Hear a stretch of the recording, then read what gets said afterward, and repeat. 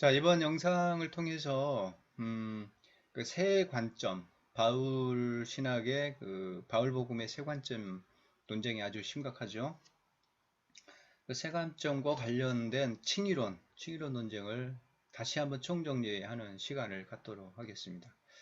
자, 세 관점 견해가 과연 지금 어떤 입장인가, 또 어떤 생각을 지금 갖고 있는가, 그 세 관점 견해를 우리가 총정리를 한번 해보고 구관점과의 차이, 그 다음에 구관점과 세관점의 각각의 문제들 우리가 한번 짚어봐야 됩니다. 그 다음에 이 절충의 여지는 없는가? 지금 최근에 학자들이 이것을 이제 통합하는 시도가 있어요.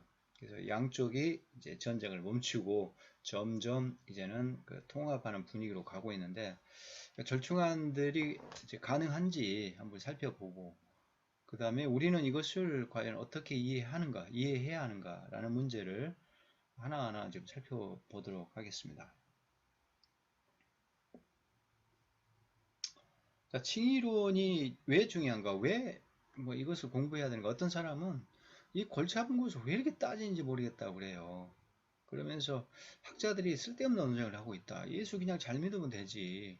교회 잘 다니고 또 말씀대로 살면 되는 것이지. 이거 가지고 왜 이렇게 싸우는지 모르겠다라고 조금 의아스럽게 생각하는 그 좀 납득을 못하는 분들이 굉장히 많이 있습니다. 학자들이 아주 그냥 그 결사각오로 그냥 목숨 걸고 이걸 가지고 싸우거든요. 그래서 엄청난 논쟁이 지금 진행되어 왔습니다. 지금도 진행이 되고 있고.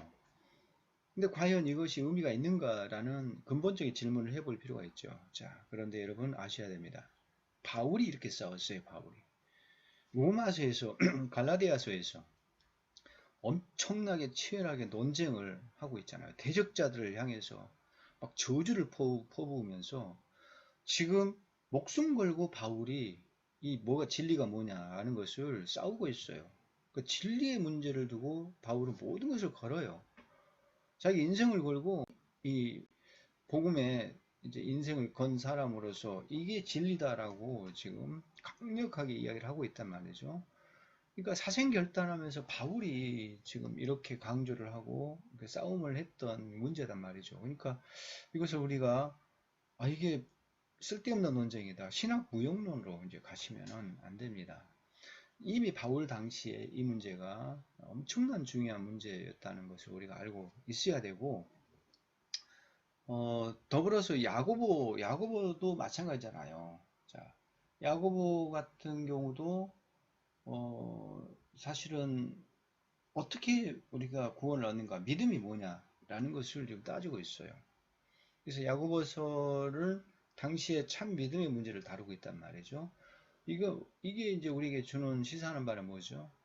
야고보가 살았던 당시에 이미 믿음과 행위의 괴리 문제가 나왔단 말이죠. 그러니까 오늘의 문제만 아니에요. 이미 초기 교회, 예수님의 그 제자들 교회에서부터 믿음과 행위의 이 두 가지 문제, 이 괴리의 문제가 이미 그때도 심각한 문제였다라는 거죠. 그래서 야고보는 이 문제를 따지면서 과연 당신들 믿음이 진짜 믿음이냐 열매를 보여달라. 자, 행위로 알리라. 이렇게 강력하게 이야기를 하고 있죠. 자, 그래서 이미 당대에 이런 문제가 믿음의 문제가 심각한 문제였고 참 믿음이 무엇이냐라는 문제가 심각한 문제였다는 걸 알 수가 있습니다. 그러니까 칭의가 이거 관련되어 있어요. 우리가 믿음으로 이제 구원을 받는데 과연 그 믿음이 어떤 믿음이냐라는 그런 문제, 그리고 행위는 구원에 있어서 어떤 역할을 하는가 하는 그런 문제죠. 자, 결론만 말씀드리면 야고보도 믿음으로 구원받는다고 이야기를 하고 있어요. 그런데 야고보가 말하는 것은 참 믿음이에요. 진짜 믿음이에요. 우리가 진짜 믿음으로 합격 판정을 받는 것이지 가짜 믿음으로 의롭다 여김을 받는 것이 아니다라는 것이죠. 그래서 야고보가 문제 제기한 것도 이신칭이에요. 결국은 믿음으로 구원받는데 그게 맞는데 과연 그 믿음이 진짜냐? 라고 지금 강력하게 문제를 제기하는 것이죠. 그래서 행위가 없는 믿음이 진짜라고 볼 수가 있느냐? 한번 보여달라. 지금 야고보서는 그걸 따지고 있는 거예요. 그러니까 야고보는 행위를 강조한 그런 책이다라기보다도 행위를 통해서 증명되는 참 믿음을 따지는 그런 책이었다라고 이제 보시면 됩니다. 자, 바울은 이 문제로 어쨌든 생사를 걸 만큼 이 문제는 너무나 중요한 문제고 진리의 문제고 예수 그리스도의 복음이 뭐냐, 진리의 유일성의 문제고 과연 우리 인간은 어떻게 구원을 얻는 문제인가, 이 구원론과 관련된 문제예요. 그래서 이게 기독교의 아주 가장 근간이 될 수 있는, 가장 핵심이 될 수 있는 문제를 바울이 지금 따지고 있는 것이고, 오늘날도 그 문제 가지고 심각하게 지금 학자들이 논쟁을 하고 있다는 것을 우리가 간과해서는 안 됩니다. 따라서 우리는 이 문제를 바울과 야고보처럼 심각하게 이제 다루고, 우리도 이것을 제대로 파악을 해야 됩니다. 이 구원론의 문제, 진리의 문제, 복음의 본질의 문제거든요. 그래서 이 문제가 중차대한 문제라는 것을 알고 칭의론을 공부하면 좋겠다라는 생각을 하게 됩니다. 자, 그러면 바울 복음에 대한 세관점 주의자들은 뭔가, 구관점, 루터로부터 시작된 믿음으로 의롭다함을 받는다. 이 신칭의 교리죠. 그것을 이제 뒤흔든 바울 복음에 대한 세관점주의자들이 나왔습니다. 세관점을 우리가 정리하면 다음과 같이 정리를 해볼 수가 있어요. 자, 유대교는 처음부터 공로 종교가 아니라 은혜 종교였다라고 강조합니다. 이 사람들이.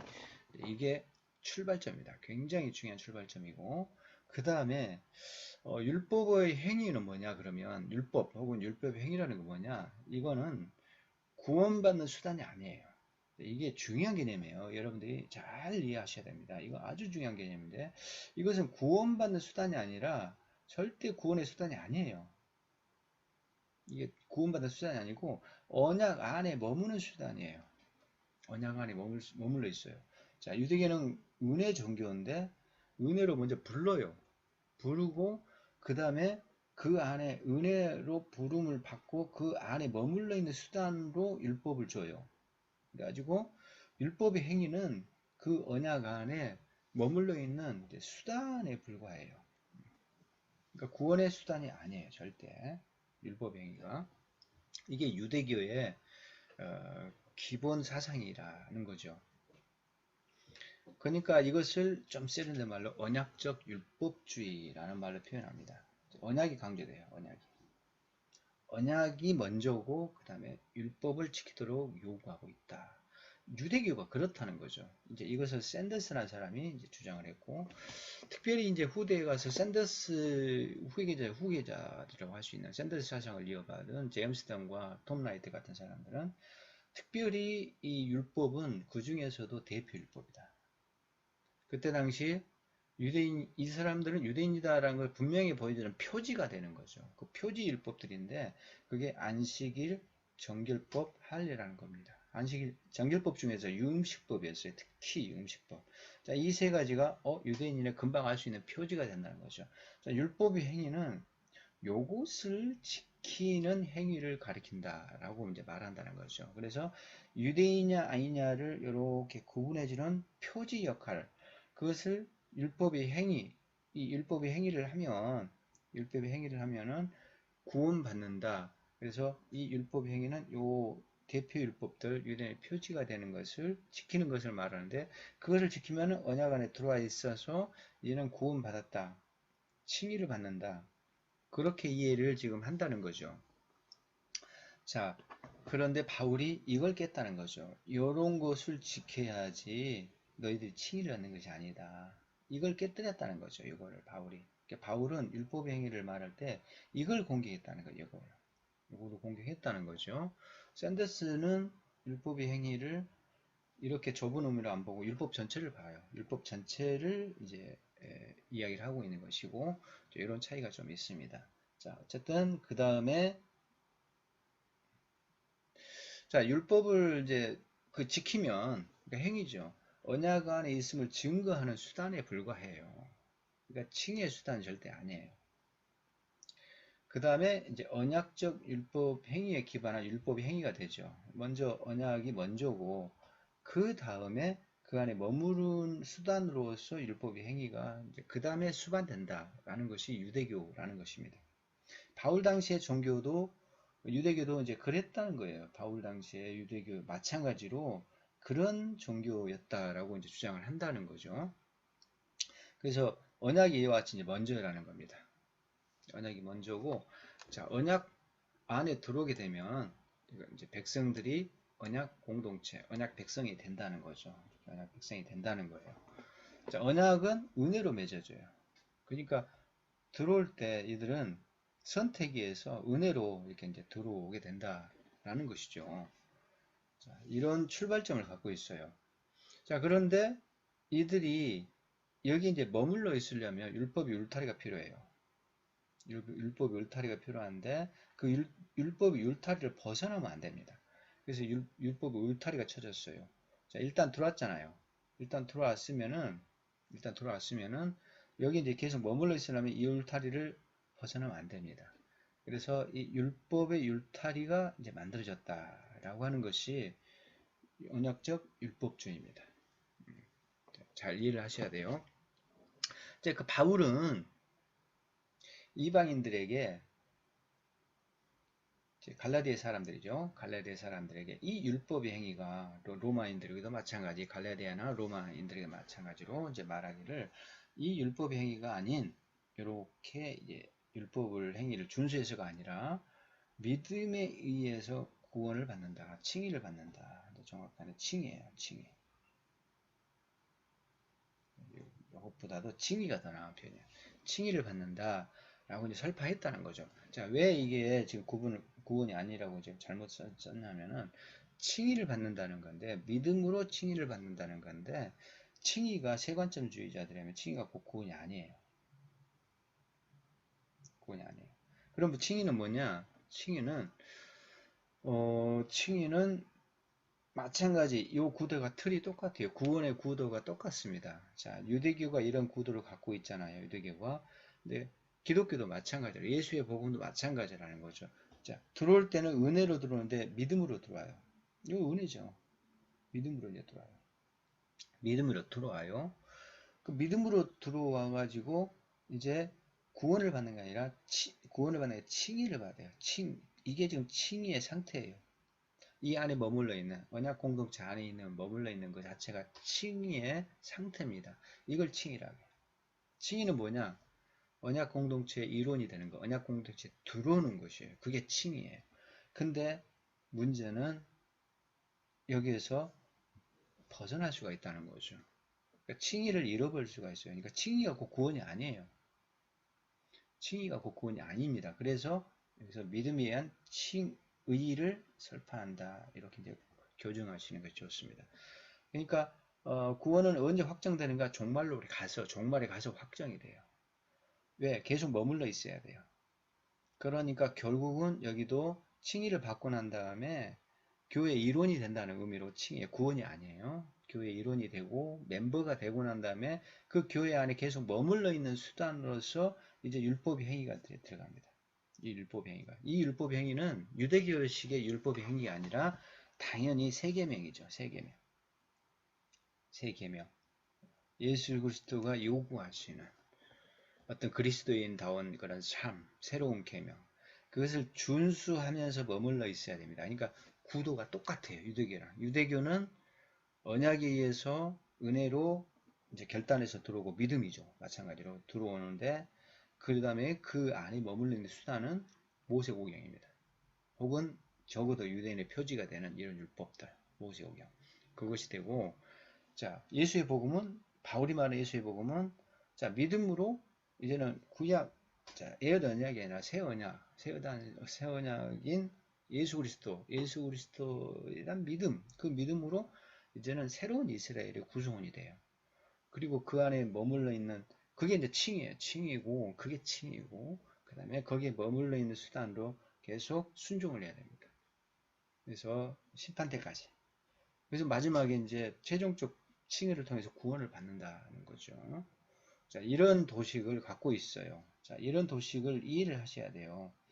그럼 여기서 이제 문제가 질문이 생겨요. 그럼 유대교, 기독교 뭔 차이가 있어? 믿음으로 은혜로 들어가고 율법 지키고 여기도 예수 그리스도 믿음으로 들어와서 계명 지키고 그래야지 구원이 보장되고 이게 무슨 차이가 있어? 라는 질문이 나와요.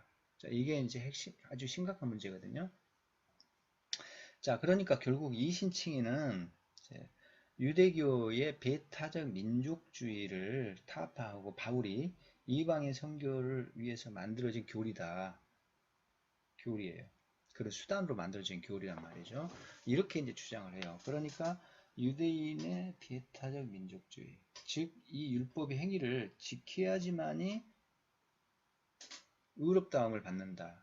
그리고 참된 백성이다. 이 율법의 행위를 지키지 않으면은 가짜다. 이렇게 말하는 배타적, 그러니까 너희들은 여기 안에 들어오지 않으면은 이방인이라도 헬란이라도 갈라디아 교인이라도 이 율법의 행위 안에 들어와야 된다. 요거 안 지키면 안식일 정결을 할래 안 지키면 예수 믿는 거 헛것이다.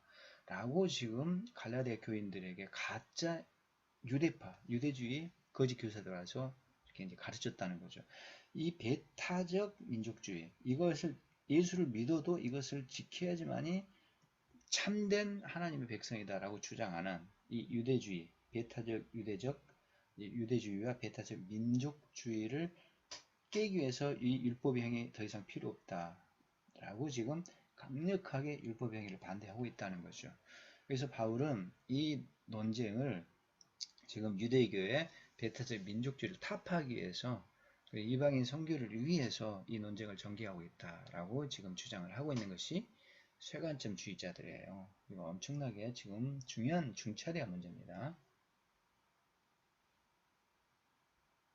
자, 그러면 조금 이제 조목조목 살피면 샌더스가 처음으로 이 문제를 딱 던졌어요. 아주 학계의 큰 파문과 충격과 엄청난 그 핵폭탄을 하나 던진 셈입니다. 핵폭탄을 던진 사람인데 이 사람 이후로 이 난리가 났어요. 자, 샌더스의 주장은 앞에서 제가 이제 말씀드렸지만은 언약을 수단으로 언약 백성으로 들어간다라고 해요. 그래서 언약은 게팅인의 수단이다라고 이제 주장을 합니다. 자, 그리고 이어서 그럼 율법은 뭐냐? 율법은 언약 백성으로서 머물러 있는 수단이에요. 이제 거기서 계속 머물러 있어야 되잖아요. 그래서 율법은 언약 백성으로 머물도록 울타리를 주신 거잖아요. 주셨다는 거죠. 앞에서 제가 설명했죠. 일단 들어오는 걸 은혜로 들어와요. 은혜로. 은혜로 들어오고, 그 다음에 이제 머물러 있어야 돼요.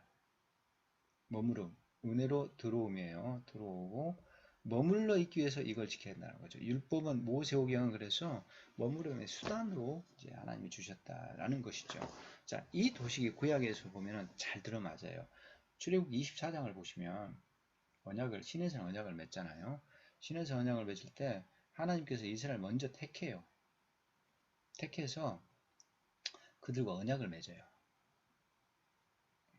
언약을 맺는데 그 언약의 조건으로 율법을 주신단 말이죠. 언약을 맺고 난 다음에 그들을 먼저 택하시고 불러내시고 구원하시고 언약을 맺고 난 다음에 이렇게 너희들은 거룩한 백성이다. 제사장 나라다. 이렇게 말하잖아요. 그렇게 말하면서 그 다음에 그 언약을 맺고 난 다음에 율법을 주신단 말이죠. 율법은 출애굽기가 앞에 있어요. 20장부터 23장까지입니다. 율법이. 자, 이걸 먼저 선포를 해요. 그 다음에 율법을 이제 언약식을 맺을 때 언약 세리머니를 하면서 짐승을 잡으면서 언약 세리머니 할 때 이것을 지키겠느냐고 물어요. 하나님이. 이걸 지킬래 안 지킬래? 그러니까 율타를 주시고 이거 지킬래 안 지킬래라고 조건을 주신다는 거죠.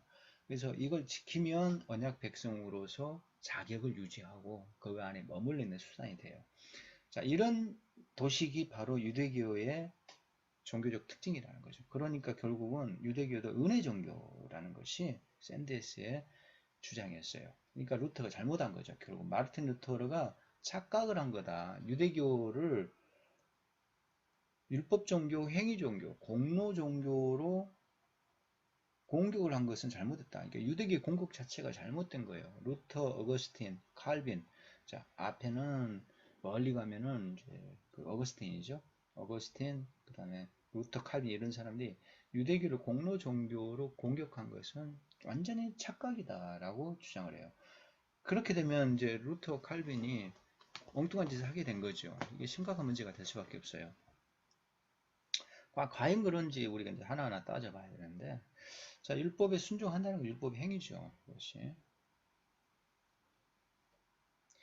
자, 그 다음에 이제 제임스턴이라는 사람이 나와서 이걸 조금 세련되게 발전시킨단 말이죠.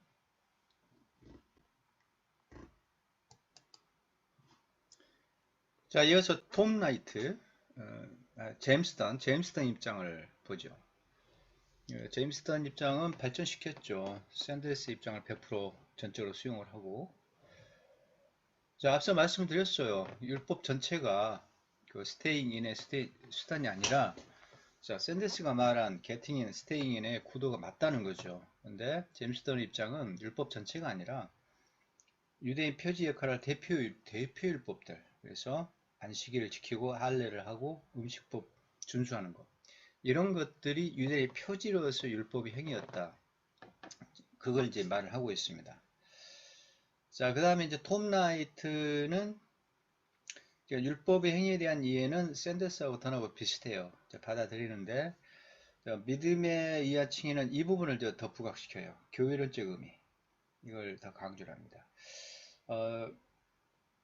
제임스턴도 이제 비슷한 얘기를 해요. 비슷한 이야기를 하는데, 톰 라이트가 이걸 발전시켜서 이게 교회론적 의미를 갖고 있다, 칭의가. 그러니까 이걸 잘 구분하셔야 됩니다. 이게 이제 구원을 위한 칭의냐, 칭의가 이제 구원을 받는다는 거지. 이 안에 들어온다는 것은 믿음으로. 근데 이제 제임스턴하고 톰 라이트 입장은 그게 아니고 그냥 멤버십이 되는 거죠. 멤버십을 갖는 거예요. 교회, 언약 공동체 멤버십을 갖는 게 그게 칭의예요. 그게 칭의예요. 그러니까 믿음으로 들어올 때 멤버십을 얻는 거죠. 할례를 받고 언약 공동체에 들어오는 것처럼 믿음으로 이렇게 멤버십을 받고 그게 칭이라는 거죠. 근데 이게 구원이 곧 결국 아니에요. 자, 이게 구관점입니다. 구관점은 이게 곧 구원이다. 곧 구원이다 말하는데 이게 구원이 아니에요.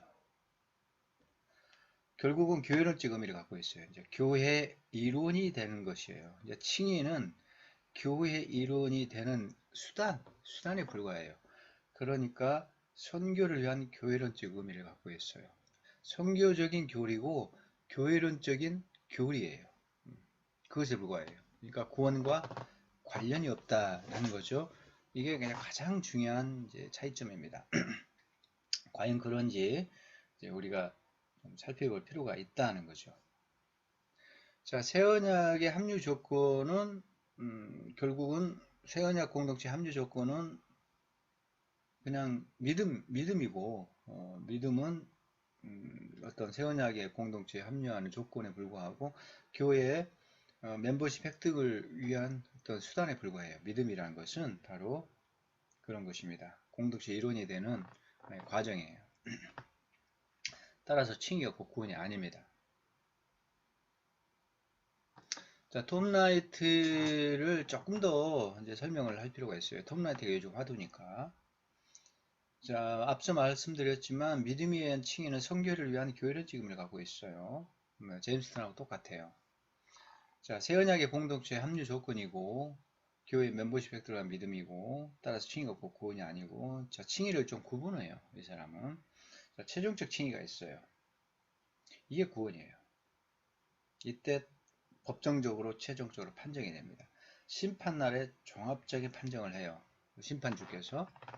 그 최종적 칭의입니다. 근데 이게 종말의 칭의고 구원이 확정되어 있대. 자, 그런데 현재적 칭의가 있어요. 현재적 칭의가. 자, 현재의 믿음에 의해서 잠정적으로 칭의를 준다 이거죠. 잠정적으로 줄 뿐이에요. 자, 이것은 잠정적으로 이제 얻었기 때문에 아직은 정말로 이제 유보가 되어 있는 거죠. 자, 미래에 이것은 그러면 미래의 최종적 칭의의 현재적 선치다라고 이제 볼 수가 있습니다. 잠정적 칭의에 불과해요. 이게 종말의 칭의가 아니에요. 그러니까 종말의 칭의는 심판대에서 최종적으로 확정돼요. 확증되고 그때 구원이 확정되고 최종적으로 결정이 되는 것이고, 자, 현재적 칭의는 잠정적 칭의. 자, 일단 임시로 회원권을 준 임시로 이제 구원의 딱지를 임시로 줬어요. 이제 발급을 받았긴 했는데 이제 교회 멤버십이 되었기 때문에 임시로 이제 구원의 이제 기차표를 임시로 발급 임시표예요. 그러니까 임시표를 발급받았어요. 임시표에 불과해요. 정식 발권은 아니에요. 그래서 미래의 최종적 칭의를 현재적으로 선취했다라는 그런 주장을 한다는 거죠.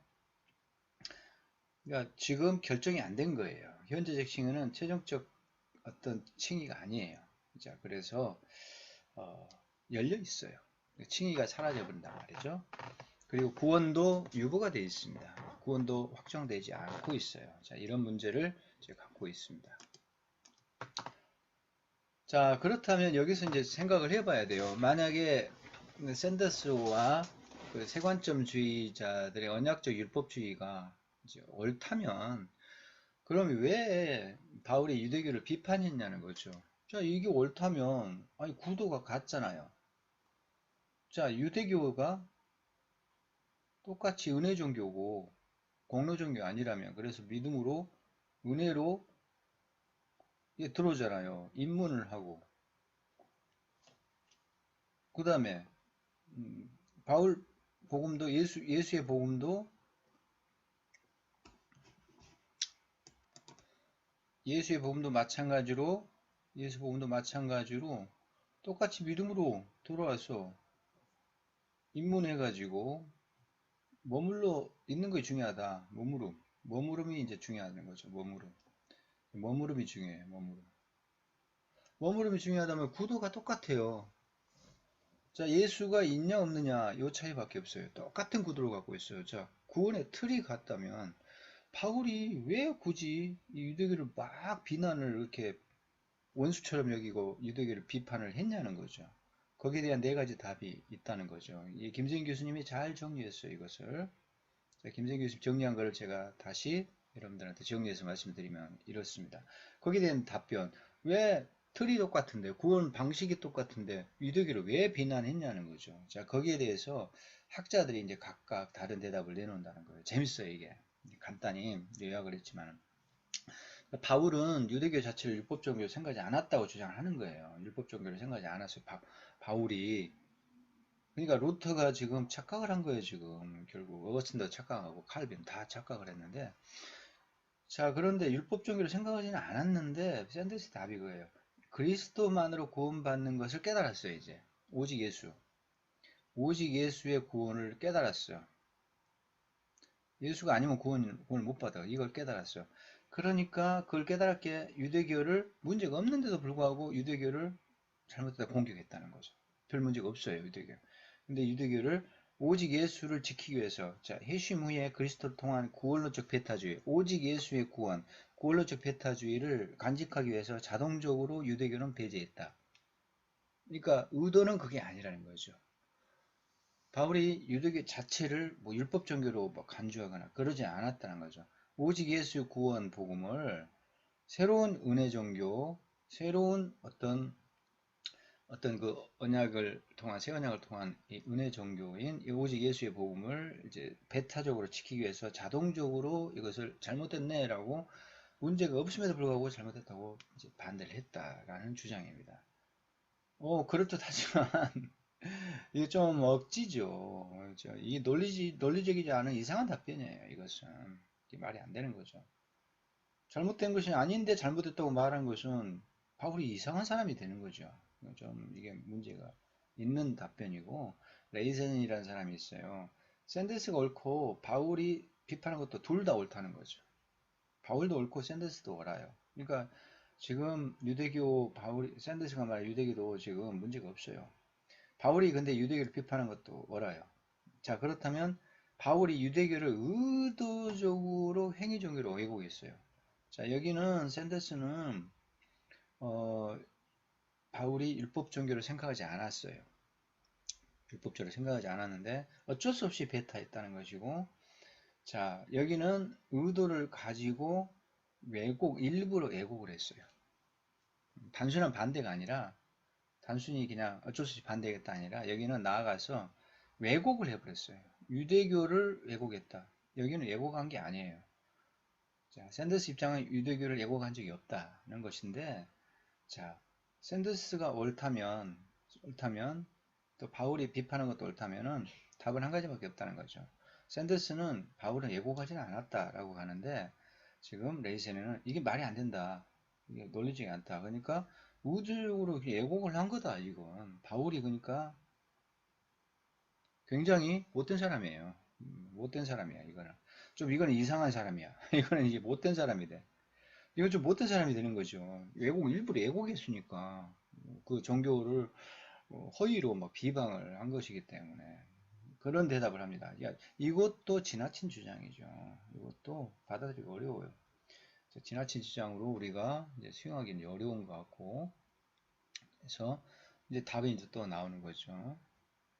제임스하고 톰 라이트는 이제 묶어서 말할 수가 있어요. 비슷해요, 이 사람들이. 자, 샌더스 역시 옳아요. 샌더스 오케이, 문제 없어. 자, 그런데 율법의 행위는 앞서 말한 어쩔 수 없이 배격했다, 왜곡을 했다, 이거 둘 다 지금 잘못된 답변이고, 율법의 행위는 그런 게 아니라 모세 율법 전체, 샌더스가 이제 모세 율법 전체를 유대인의 표지로 말했는데, 대표 율법들이 유대인의 표지다. 대표율들이 이거 이제 유대인의 표지고, 자, 이 문제는 이것이 변절됐단 말이죠. 바울이 공격하는 이 변질을 공격해서 변질.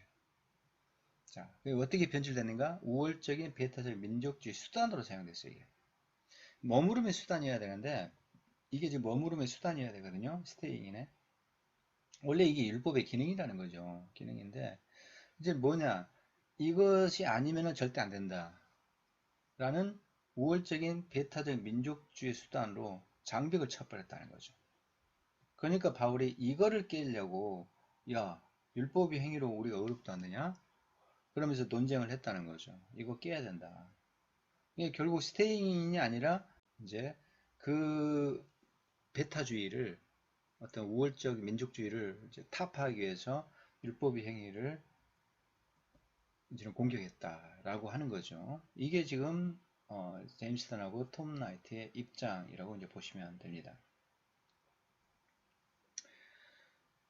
자, 이것도 사실은 근데 썩 이렇게 논리적이지 않아요. 썩 논리적이 않아요. 이것도.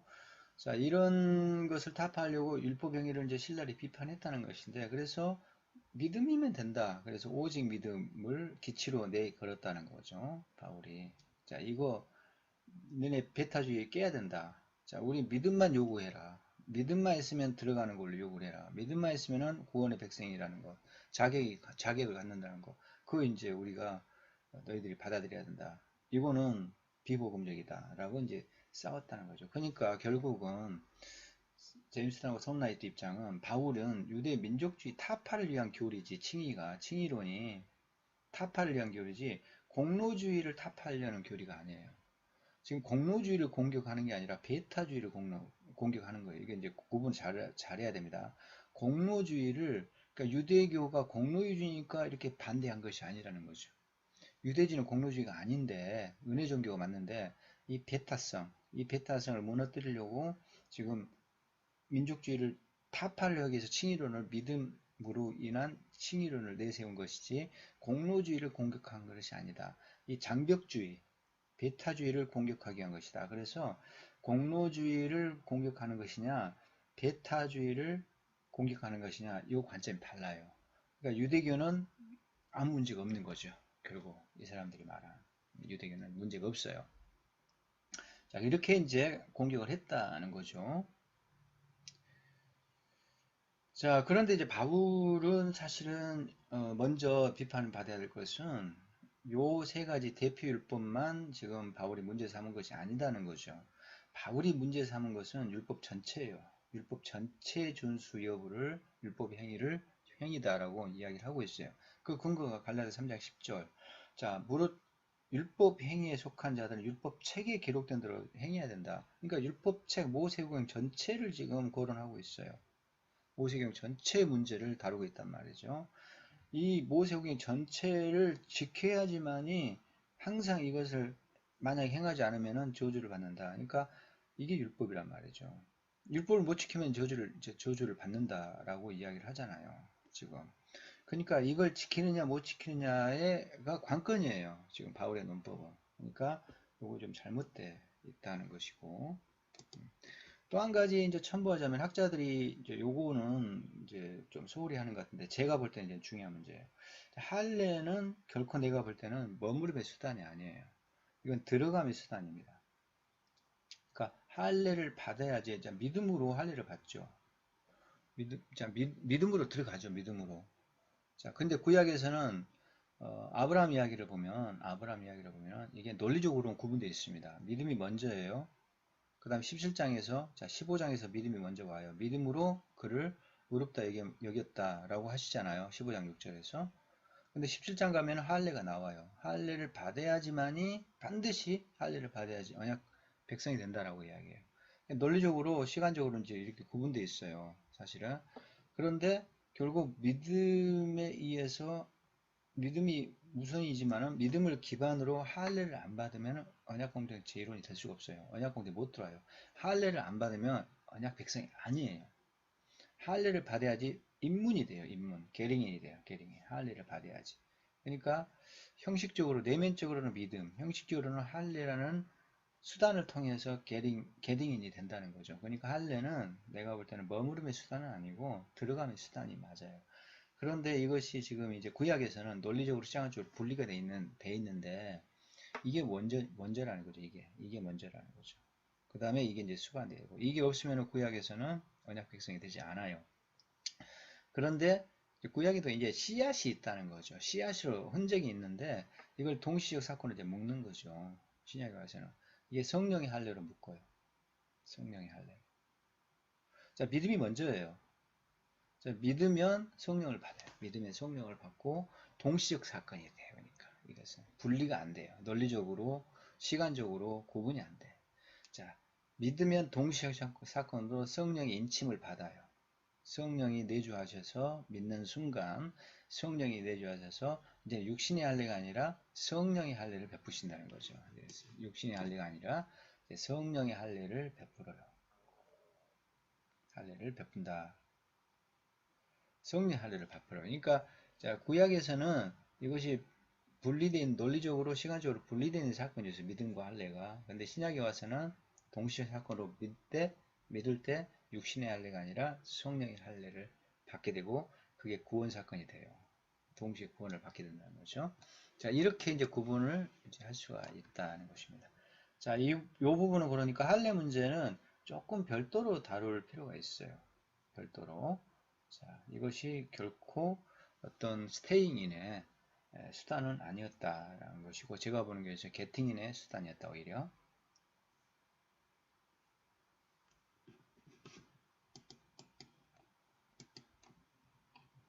그 다음에 이제 요 사람들도 잘못했다. 이것도 답변이 제대로 안 된 거다라고 하면서 주장이 나온 게 두 언약 이론이라는 게 이제 있대요. 저는 이 책을 안 읽어봤습니다. 자, 이게 있는데, 자, 유대인들은 모세 시내산에 구 언약으로 구원을 받고 그냥 그들은 구 언약으로 가고 그 다음에 이방인들은 예수의 골고다 새 언약으로 이제 구원을 받는다. 자, 모세의 시내산 구 언약, 예수의 골고다 새 언약. 그러니까 구원 방식이 이원화되어 있어요. 유대인들은 이걸로 구원 받고 그냥 너희들은 이쪽으로 와도 오케이. 근데 안 와도 그냥 이 방식으로 구원 받아라. 구원 받아라. 문제가 없죠. 자, 그리고 우리는 이제 새 언약의 백성들의 새 언약으로 구원받고 그 이중 구원이요. 두 언약 이론이 나와요. 이것도 오케이, 이것도 오케이. 구약 백성이 이거, 자, 신약 백성이 이거. 유대인들도 그러니까 이제 문제가 없다. 그러니까 강요하지 말라는 거죠. 이거 우리는 우리 방식도 할 테니까 왜 너네들이 이걸 강요하냐? 강요하지 말라. 이렇게 논리가 이제 펼쳐진다는 거죠. 자, 그렇다면은 예수님은 유대인들에게 불필요한 전혀 불필요한 메시아가 돼요. 이게 말도 안 되죠. 예수님은 모든 것을 유대인과 이방인을 다 포괄하는 유대인과 헬라인을 다 포괄하는 그런 복음을 선포한 메시아인데 이렇게 되면 예수가 없어도 돼요. 예수님이 이게 말이 안 되죠. 이건 논리적으로 큰 모순이에요. 바울은 그걸 말한 것이 아닙니다. 분명히 모두에게 필요한 지금 모두에게 필요한 복음을 이제 말했기 때문에 그렇게 해석하면 이제 곤란합니다.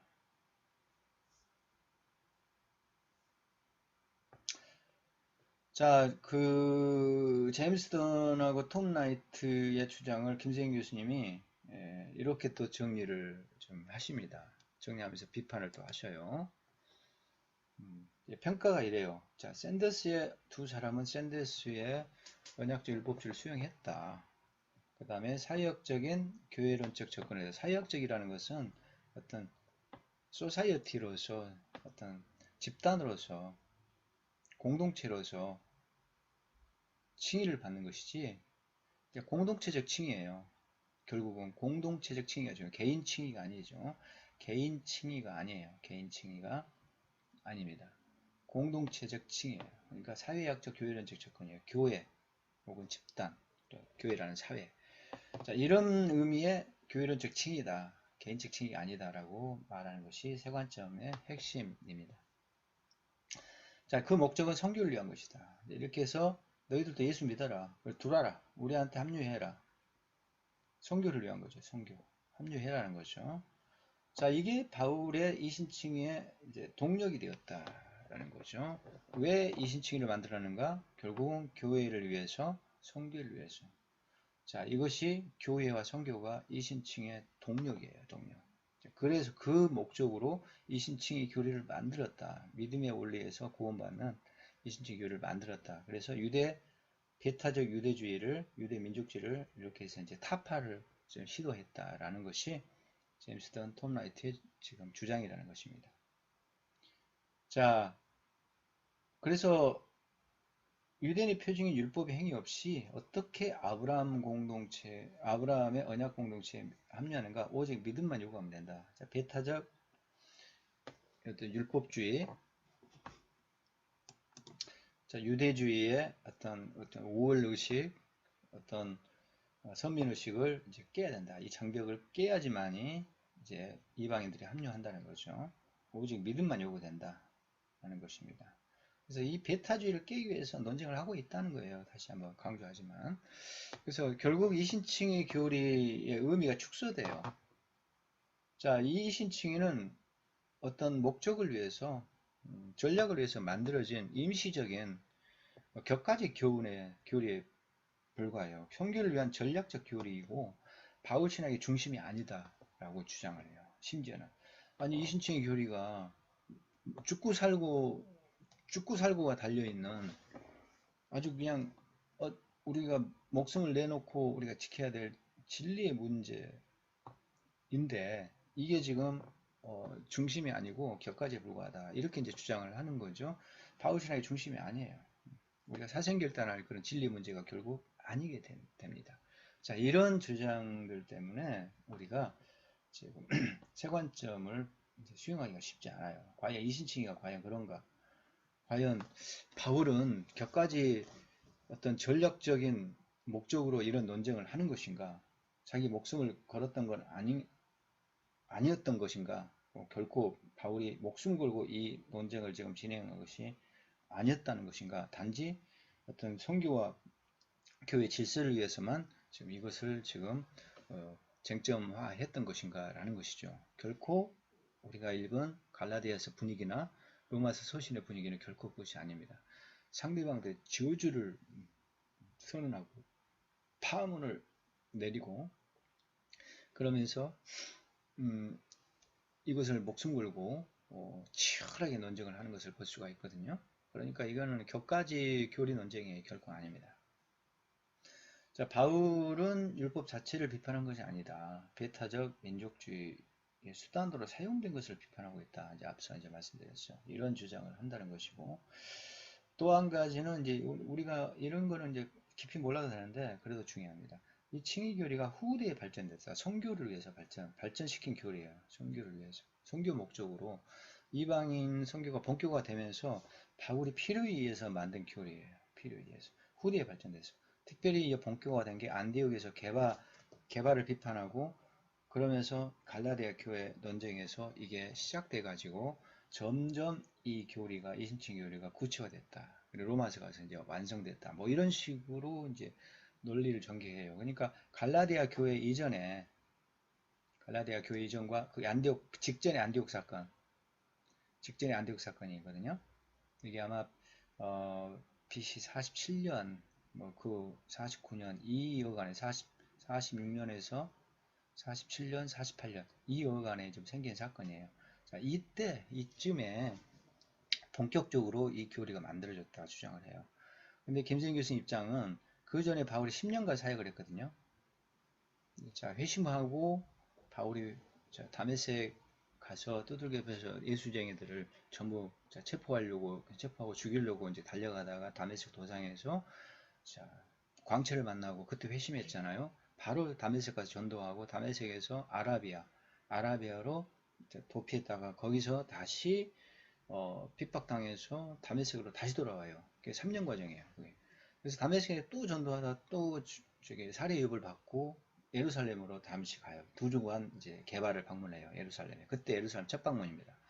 자, 이게 이제 3년간의 사건이거든요. 그리고 거기서 예루살렘에서 이제 다소로 자기 고향으로 이제 잠적을 해요. 이제 목숨을 보존하기 위해서 이제 핍박을 피해서 이제 간단 말이에요. 도망가요. 다소로. 근데 다소에서 완전히 그 잠적해 가지고 거기서 그냥 몸살이고 조용히 있었던 것이 아니고 다소를 중심으로 남갈라디아 갈라디아를 남쪽 갈라디아 이웃 동네입니다. 그쪽하고 안디옥 지역 이쪽 지역들을 수리아, 안디옥, 갈라디아, 남갈라디아 이쪽 지역들을 돌아다니면서 10년간 복음을 전해요. 그리고 드디어 안디옥 교회에 초청을 받아서 공식적으로 다시 무대에 등장을 해요. 바나바가 초청을 했잖아요. 그래서 바나바가 초청해가지고 거기에 안디옥 교회에 가서 말씀 사역을 한단 말이죠. 그때 그리스도라는 이름을 최초로 이제 호칭을 예수 믿는 사람들이 받아요. 안디옥에서. 그런 게 이제 사도행전에 나오잖아요. 그때 10년 만에 등장한 게 안디옥 교회예요. 안디옥 교회.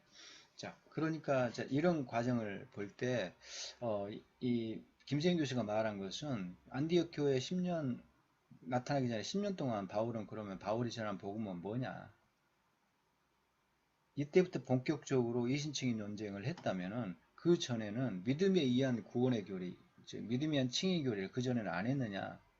이걸 이제 특히 제임스턴에게 던진다는 거죠. 그러니까 그 전부터 있었던 교리라는 거죠. 여기서 논쟁적으로 갑자기 급조된 교리가 아니라 그 전부터 바울은 이 복음을 증거하고 전하고 다녔다는 거예요. 10년 동안. 이미 그러니까 완성되어 있는 교리였다는 거죠. 그러면서 이게 굉장히 중요한 문제예요.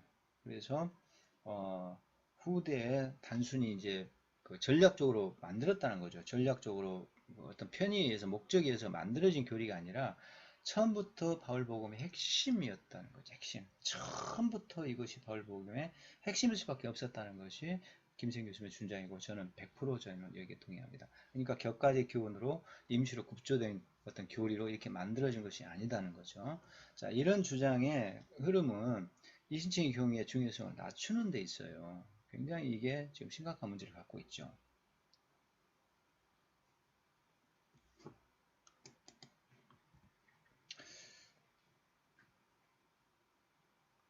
자, 김생 교수님은 이제 세 관점을 이렇게 정리를 하면서 이제 비판을 하는 거예요.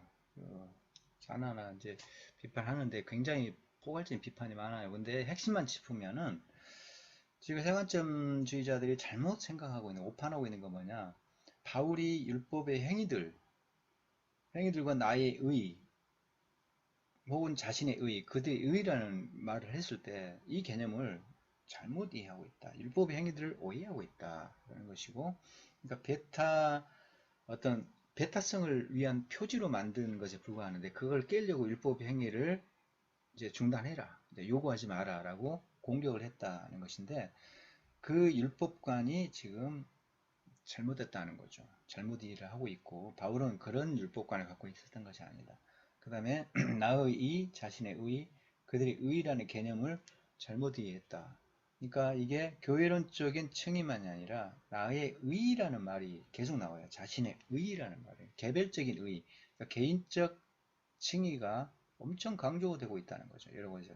집단적 칭의가 아니라 교회에 들어와서 집단적으로 칭의를 받는 게 아니라 멤버십이 돼가지고 나도 덩달아서 덤으로 칭의를 받는 게 아니라 이게 개인적 칭의, 개인의 결단에 의한 어떤 의 개념이 개인의 의 개념이 분명히 두드러진다는 거죠. 이것을 지금 크게 오해하고 잘못 이해를 하고 있다라는 것이고, 자, 율법 행위들은 대표 율법이 아니다. 그리고 지금 아까 이제 앞서 말씀드렸죠.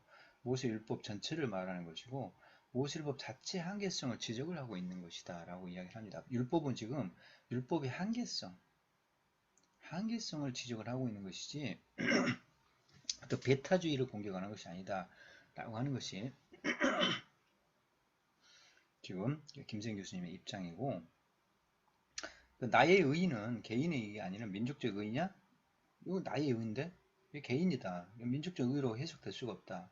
이런 이해는 잘못돼 있고, 많은 곳에서 개인의 의의를 지금 말하고 있고, 많은 곳에서 칭의가 교회론적 의미가 아니라 개인적 법정적 의미로 이해가 된다는 거죠. 그러니까 개인적인 칭의라는 것은 개인의 결단에 의해서 의롭다고 하나님이 법정에서 마치 너 의롭다 땅땅땅 하는 것처럼 법정적인 칭의를 선언한다는 거죠. 그러니까 이 칭의는 교회론적 선교적인 그런 칭의가 아니라 법정적인 칭의라는 거죠. 이게 굉장히 중요한 개념입니다. 법정적인 칭의고 또 개인적 칭의라는 거죠. 특히 이 법정적 칭의라는 개념은 이제 교회론적 칭의냐 이 대립이 돼 있어요. 교회론적 칭의냐 이 대립이 돼 있어요.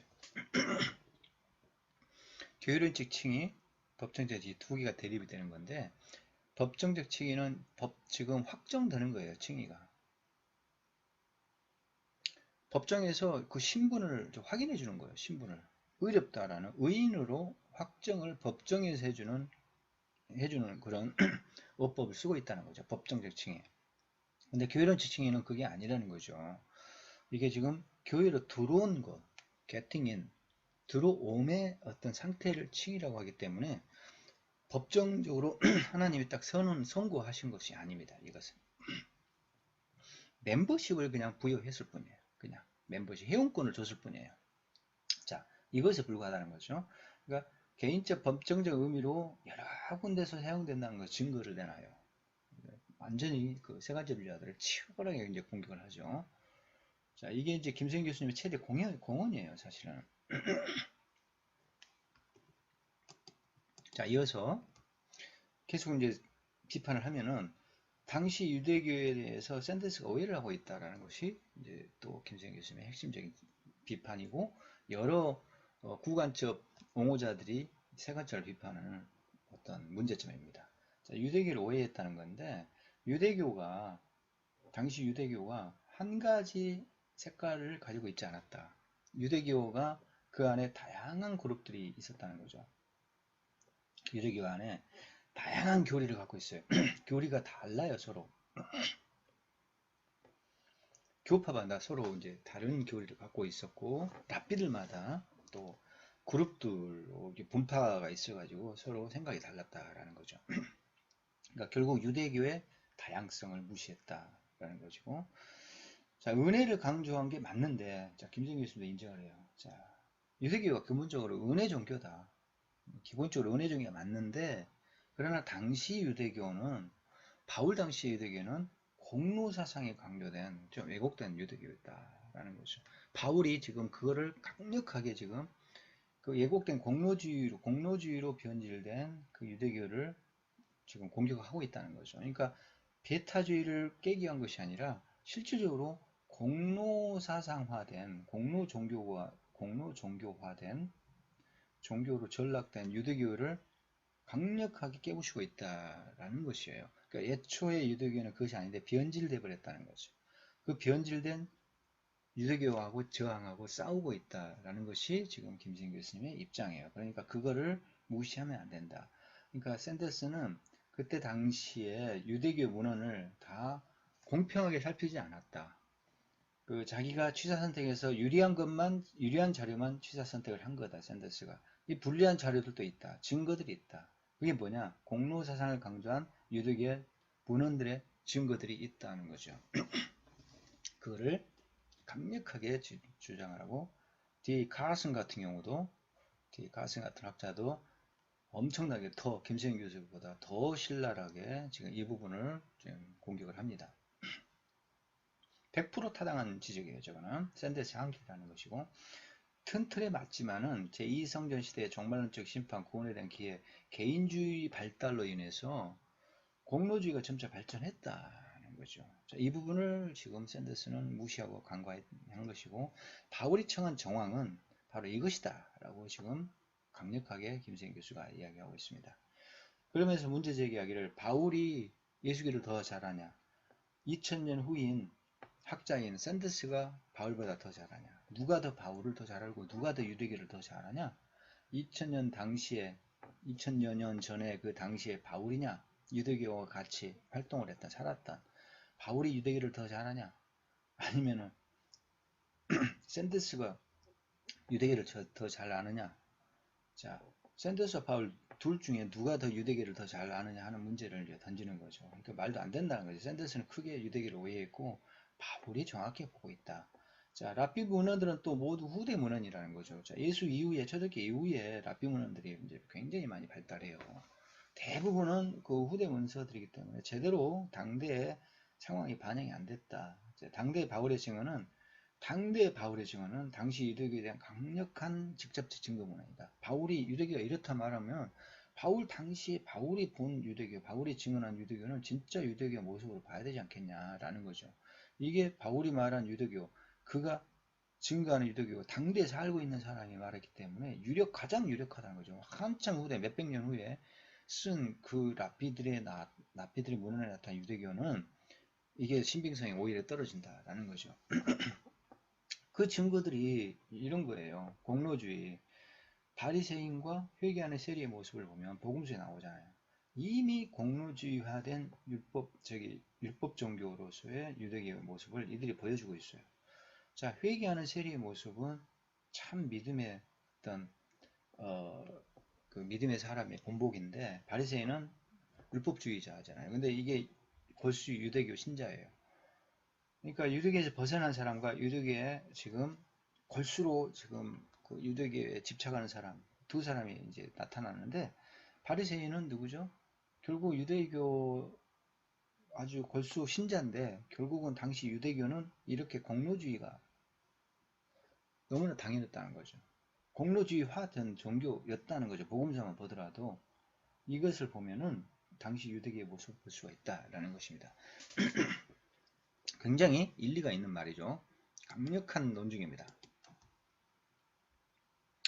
자, 세 가지의 공헌이 크죠. 물론 그 언약적 율법주의는 타당한데, 김세현 교수님 말은 언약적 율법주의였다는 거죠. 당시 유대교는 뭐냐? 언약적 율법주의가 맞는데 언약적의 강조가 있는 게 아니라, 언약적 율법주의가 아니라, 이게 아니라 언약적 율법주의 종교였다는 거죠. 언약적이긴 하지만 율법주의 종교였다. 근데 샌더스는 언약적, 그 다음에 율법이 요구되는 율법주의였다. 이렇게 이제 주장을 한다는 건데, 이게 뒤바뀌어 있다라는 것이 김세현 교수님의 지금 강력한 논증입니다. 굉장히 일리가 있고 설득력이 있다고 봐요. 그리고 이게 공헌은 이거예요. 사회학적, 교회론적, 선교적 층에는 긍정적 요소가 있는데, 그러나 개인적이고 법정적이고 구원론적 층에는 무시가 되어버렸어요. 개인적으로 결단해서 의롭게 되는 거, 그리고 법정적으로 하나님이 너 의롭다라고 땅땅땅 선언하는 그런 바울의 어떤 법정 용어로 사용한 어떤 칭의 개념, 이게 무시가 되고 있고, 그러니까 그것이 곧 구원이라는, 법정적으로 확정됐다는 것은 이제는 의인으로 인침을 받았기 때문에 법정에서 의인으로 완전 인정이 되면 나는 이제 구원받는 사람이 되죠. 그런 점들을 이제 다 무시를 하고 있다는 것이죠. 결국 바울의 칭의론을 축소를 하는 결과를 낳았다라는 것이 김세현 교수님의 비판, 강력한 비판입니다.